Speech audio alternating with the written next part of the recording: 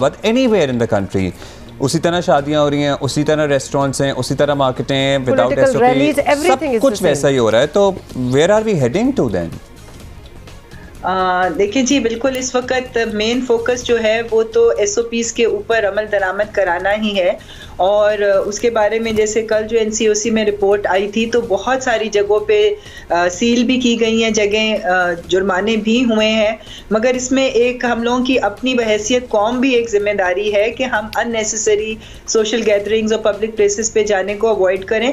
हुकूमत पूरी कोशिश कर रही है कि जो भी पब्लिक प्लेसेस हैं वहाँ पे वैक्सीनेशन सर्टिफिकेट को चेक किया जाए, क्योंकि अब हमारी वैक्सीनेशन जो है वो अब तकरीबन 50% के करीब पहुँच रही है। तो अब हम समझते हैं कि हमें उस तरह से जो क्लोजर है टोटल उसकी ज़रूरत नहीं पड़ेगी। क्योंकि बाहर के ममालिक भी अब देखें कि जो पाकिस्तान की पहली पॉलिसी थी कि जहाँ पे ज़रूरत पड़ेगा सिर्फ स्मार्ट लॉकडाउन होगा, टोटल क्लोजर एक्टिविटीज़ का नहीं होगा, वो बाकी ममालिक जिन्होंने टोटल लॉकडाउन किए उनसे ज़्यादा कामयाब रही थी।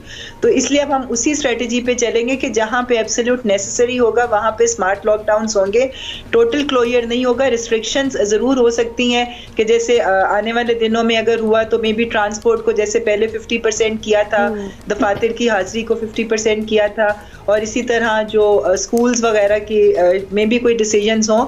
मगर टोटल लॉकडाउन जो है वो इसका सोल्यूशन है नहीं। और वैसे भी अब इस वैक्सीनेशन के बाद कंपैरेटिवली डिजीज़ की सिवियरिटी अभी तक जो रिपोर्ट हुई है वो कम है जी। राइट अच्छा, ये चूंकि हम वैक्सीनेशन की बात कर रहे हैं, कुछ स्टैट्स आपके पास होंगे कि कितने परसेंटेज तक जो हमारी कौम है सारी वैक्सीनेट हो चुकी है? आर वी एट 50 मार्क पे हैं हम? जी देखिए, इस वक्त हमारी तकरीबन 7.5 से 8 करोड़ के दरमियान हमारी जो एलिजिबल पॉपुलेशन है, और एलिजिबल पॉपुलेशन हम उसको कहते हैं जो 12 प्लस है, यानी जिनको अभी वैक्सीनेशन की इजाज़त मिली है। तो ये तकरीबन हमारा जो टोटल पॉपुलेशन है उसका 35% बनता है, जो पूरे पाकिस्तान की टोटल पॉपुलेशन है। और एलिजिबल पॉपुलेशन का जो है वो कल तक 49% था जी। अच्छा ये बताइएगा नौक साहबा कि अभी हम अब कराची की बात कर लें तो सर्टनली सूबाई हुकूमत के भी फैसले हैं, लेकिन 20% से ज़्यादा क्या ही अलार्मिंग सूरत हाल होगी। कुछ ऐसी तजवीज़ है एनसीओसी की तरफ से, जैसे मैं पढ़ रहा था कनाडा में एक सूबे में हेल्थ टैक्स लगाना शुरू कर दिया है उन लोगों पर जो वैक्सीनेशन नहीं करवा रहे हैं, जो अनवैक्सीनेटेड हैं।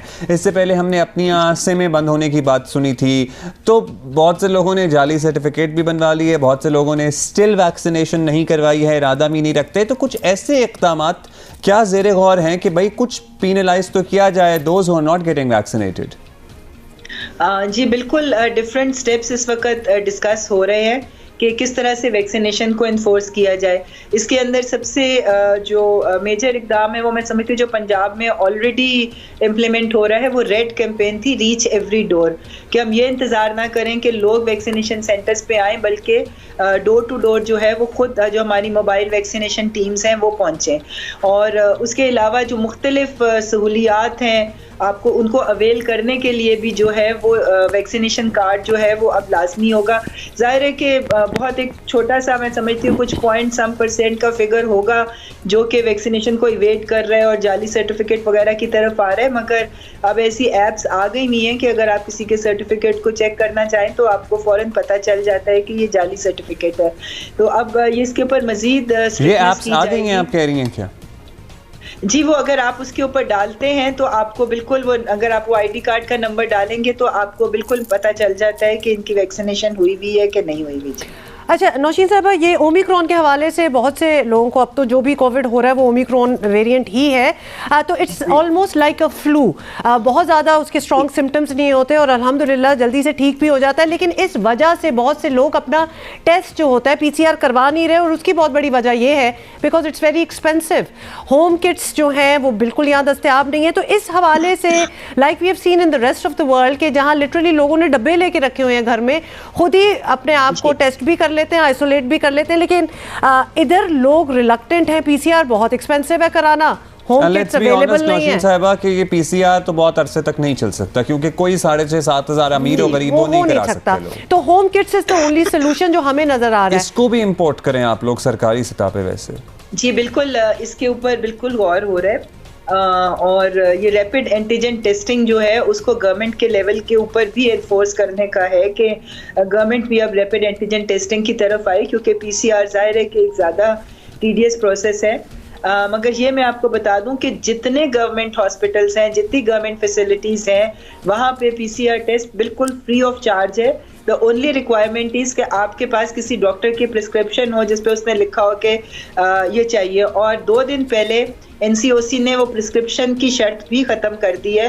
सो एनीबॉडी कैन वॉक इन और जाके, जैसे इस्लामाबाद में अब NIH है, वहाँ डेली 3,000 to 4,000 PCR टेस्टिंग हो रही है और बिल्कुल फ्री ऑफ चार्ज है। इसी तरह पिम्स ले लें या जितने भी मेजर हॉस्पिटल्स इस्लामाबाद के हैं, वहाँ पर बिल्कुल फ्री ऑफ कॉस्ट है।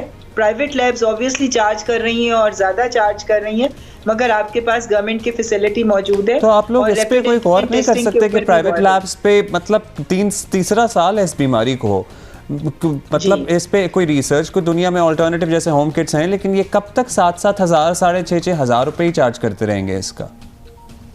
जी देखिए, कुछ लैब्स ने तो गवर्नमेंट के साथ कोलैबोरेशन में कुछ थोड़े से सीनियर सिटीजन्स को और उनको थोड़े से वो दिए थे, मगर मैं तो यही रिक्वेस्ट करूंगी कि जब आपके पास गवर्नमेंट की फैसिलिटी मौजूद है और हमारे पास पीसीआर टेस्टिंग की कैपेसिटी भी है, हमारे पास तकरीबन 1 लाख के करीब टेस्टिंग की कैपेसिटी है, जबकि 40,000 to 50,000 टेस्ट हो रहे हैं। मसला क्या है ना कि लोग घबराते हैं सरकारी अस्पताल जाते हुए, अभी भी आपको पता ही है कि लंबी लाइनें होंगी, घंटों का रश होगा।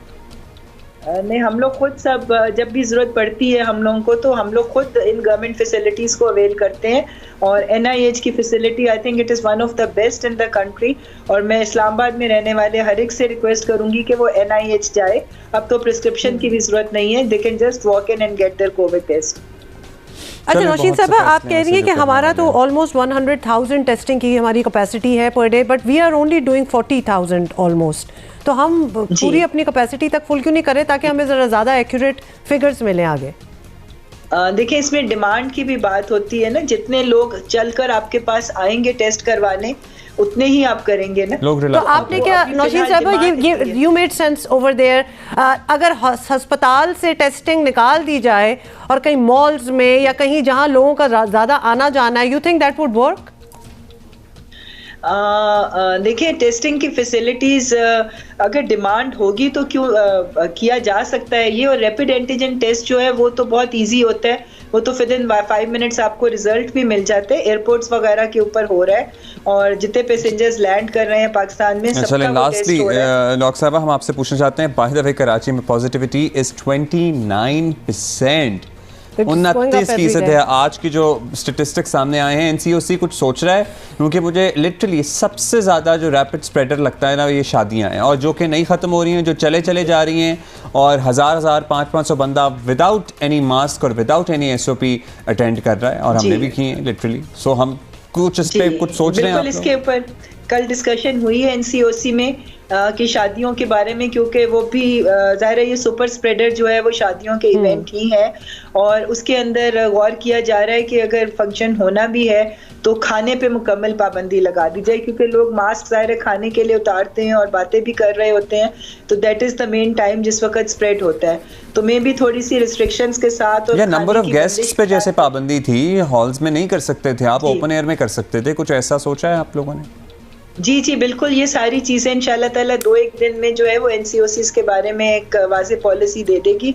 ये करना पड़ेगा जी, बिल्कुल करना पड़ेगा, और इसके ऊपर ऑलरेडी गौर हो रहा है जी। बहुत शुक्रिया आपका। बहुत शुक्रिया नौशीन हामिद साहिबा। बहुत से सवाल थे जो कि हमें ऑब्वियसली मैं तो कराची का पॉजिटिविटी रेट सुन के हैरान हो गया हूँ, मतलब 29% पे है, और अभी भी ज़िंदगी